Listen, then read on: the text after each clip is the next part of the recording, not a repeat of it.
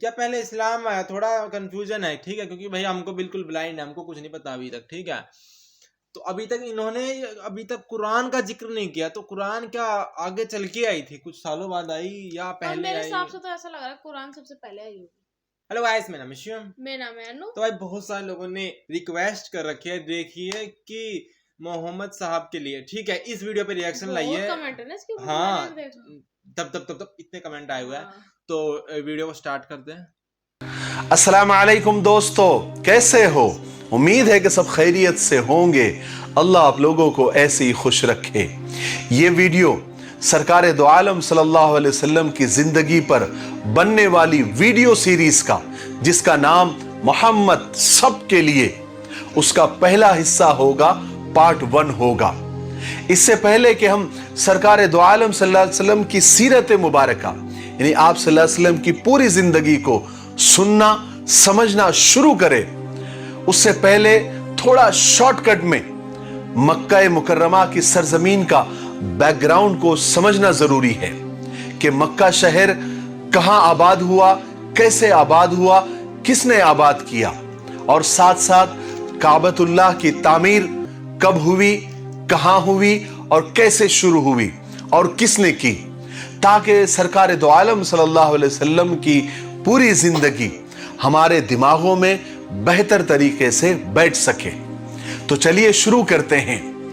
مکہ مکرمہ یعنی مکہ شہر آج سے تقریباً 4000 سال سے بھی زیادہ پہلے حضرت ابراہیم علیہ السلام کی بیوی حضرت حاجرہ علیہ السلام نے آباد کیا تھا.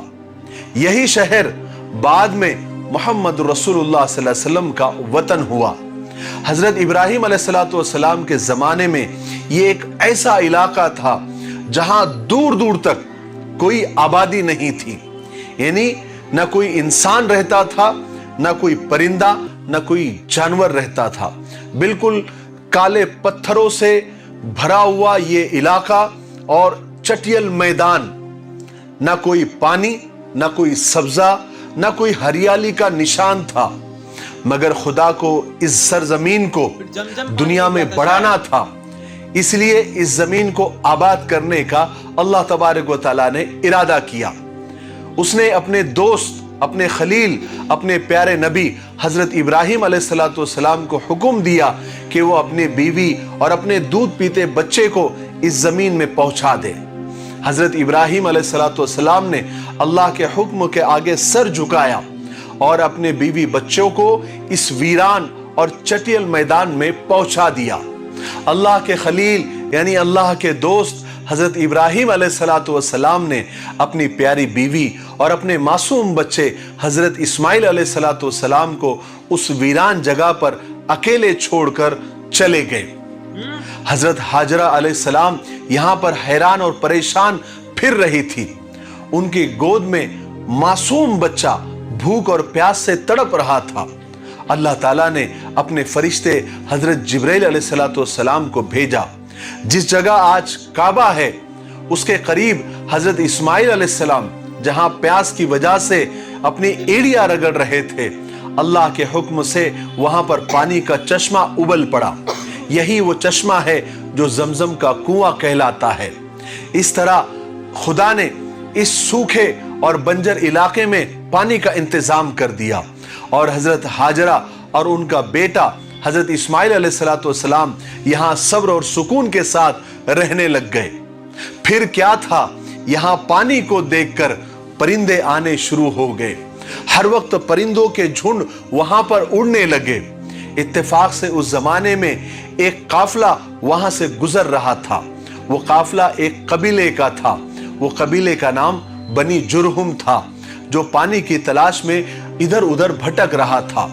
اس نے پرندوں کے جھنڈ کو اڑتے ہوئے دیکھا تو سمجھ گئے کہ یہاں کہیں پر پانی موجود ہے، اور ڈھونڈتے ڈھونڈتے وہ اس کنویں کے پاس پہنچ گئے. حالانکہ یہ واقعات بہت لمبے ہیں، لیکن یہاں پر آپ صلی اللہ علیہ وسلم کی سیرت بتانا مقصد ہے، اس لیے میں یہ سب واقعات پر شارٹ کٹ میں اور مختصر انداز میں بول کر گزر رہا ہوں. اس قبیلے والوں نے یہاں آ کر دیکھا تو کیا دیکھتے ہیں کہ ایک اکیلی عورت اپنے معصوم بچے کو لیے بیٹھی ہوئی ہے.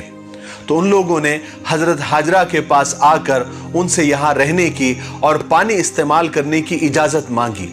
حضرت حاجرہ اپنی تنہائی سے گھبراتی تھی، انہوں نے قافلے والوں کو وہاں رہنے کی اجازت دے دی، اور اس طرح حضرت حاجرہ کے بعد پہلی آبادی قبیلے جرہم کی وہاں پر آباد ہوئی۔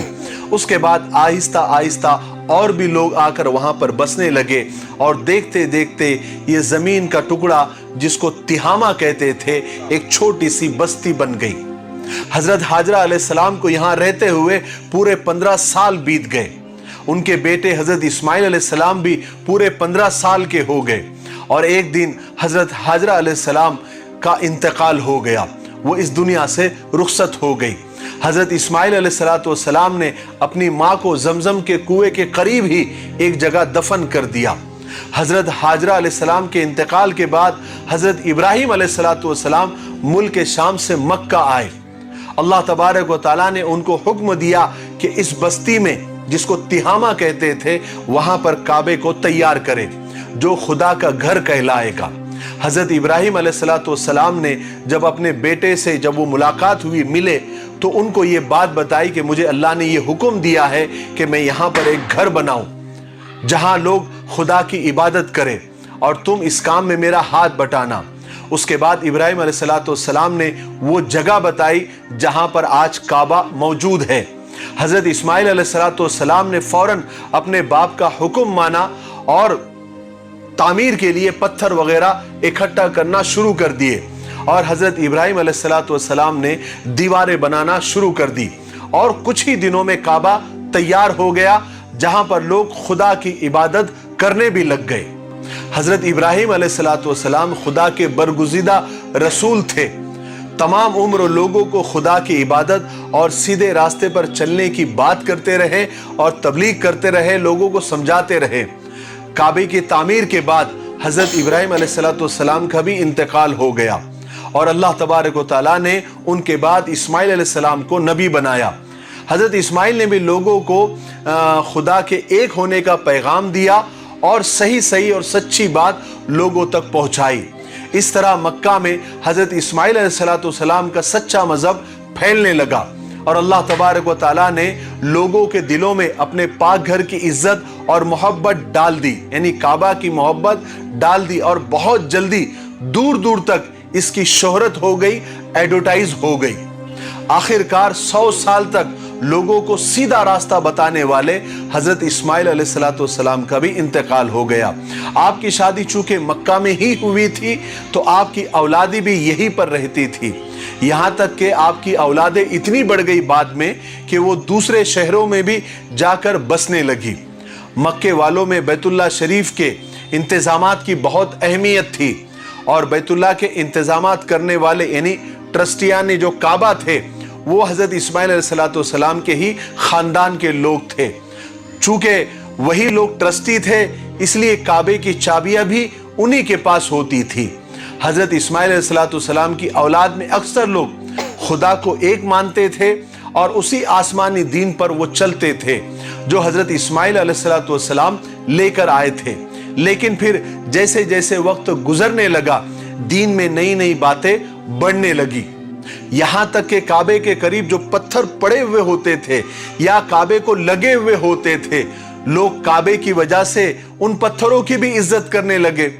آہستہ آہستہ یہ عزت اتنی بڑھی کہ لوگ ان پتھروں کو اپنے ساتھ رکھنے لگے، اور اسماعیل علیہ السلام کی جو اولادیں تھی، جو ان کی نسل تھی، وہ دوسرے شہروں میں بھی رہتی تھی، تو وہ لوگ وہ پتھر کو تبرک سمجھ کر، برکت کی چیز سمجھ کر اپنے ساتھ لے جانے لگے اور ان پتھروں کی بھی عزت کرنے لگے جتنی وہ کعبے کی اور حجر اسود کی کرتے تھے۔ پھر آنے والی اولاد تو ایڈوانس ہوتی ہے، انہوں نے پتھروں کی عزت اپنے باپ داداؤں سے زیادہ وہ کرنے لگ گئے، یہاں تک کہ بات یہاں تک بڑھ گئی اور بگڑ گئی کہ کعبہ کو آنے کے بجائے وہ انہی پتھروں کے ارد گرد گھومنے لگے، اس کا طواف کرنے لگے، اور یہ عزت اتنی بڑھ گئی ایک وقت میں کہ عرب والے انہی پتھروں کو پوجنا انہوں نے شروع کر دیا اور ان کی عبادت کرنے لگ گئے، اور پتھروں کو تراش تراش کر عجیب عجیب شکلیں بنا کر ان کی عبادت کرنے لگے، اور اس طرح अरब में बुत परस्ती की यानी बुतों को पूजना उसकी शुरुआत हो गई और लोग हजरत इब्राहिम अलैहिस्सलाम और हजरत इस्माइल अलैहिस्सलाम का दीन तकरीबन भूल ही गए। मगर मक्का में अभी तक कोई बुत नहीं आया था। जिस शख्स ने मक्का में बुत परस्ती की शुरुआत की और बुत परस्ती को फैलाया वो उसका नाम था अम्र बिन लुही। वो अपने जमाने में मक्का का सरदार था। हुआ ये कि वो एक दफा अपना इलाज कराने के लिए मुल्क शाम गया, जहां उसने लोगों को पत्थरों को और तस्वीरों को पूछते हुए देखा, तो उसे वो तरीका बहुत पसंद आया और वो वहां से एक बुत लेकर मक्का में आ गया और उसे बैतुल्ला में यानी काबा में रखवाया। इस तरह पहला बुत काबा में रखा गया जिसका नाम हुबुल था।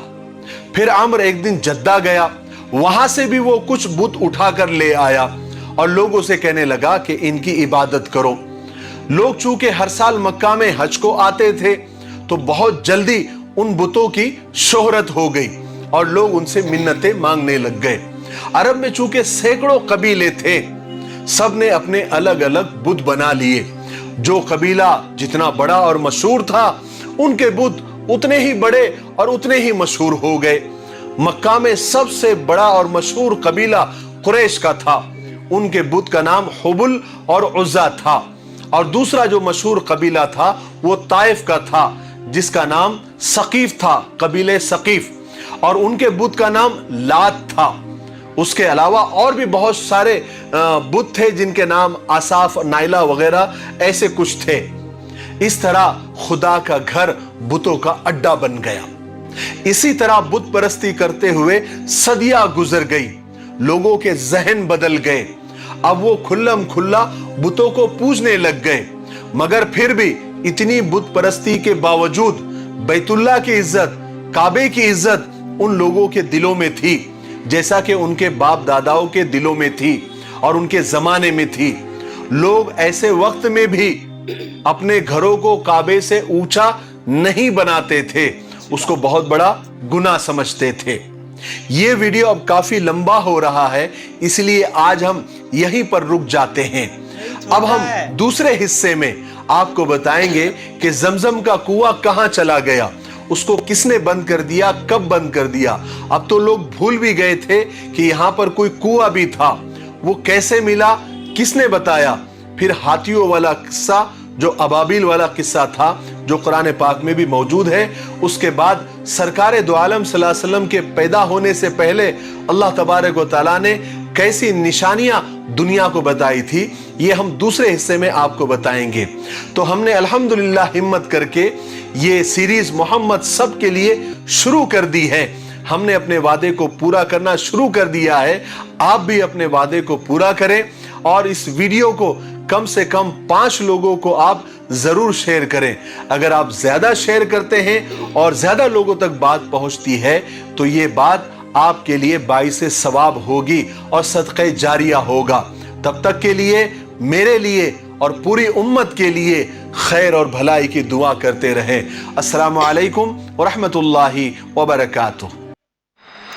तो थैंक यू रशीद मिफ्ताही साहब, सही से नाम लिया है मैंने। सॉरी, थोड़ी खांसी हो बहुत रही है बहुत ही ज्यादा मतलब वैसी वीडियो थी ये, ठीक है, इंफॉर्मेटिव वीडियो है। इनसे ज्यादा। कितना जानने को मिला है यार स्टार्टिंग से। मगर एक बार मेरे को ये बताना कि कुरान कब आई, अच्छा, क्या उस समय कुरान आ चुकी थी? उन्होंने जिक्र किया था ना आसमानी किताब का, तो मेरे को एक बार कुरान की भी हिस्ट्री बताना कि वो कब आई, क्या पहले इस्लाम आया। थोड़ा कंफ्यूजन है, ठीक है, क्योंकि भाई हमको बिल्कुल ब्लाइंड है, हमको कुछ नहीं पता अभी तक, ठीक है।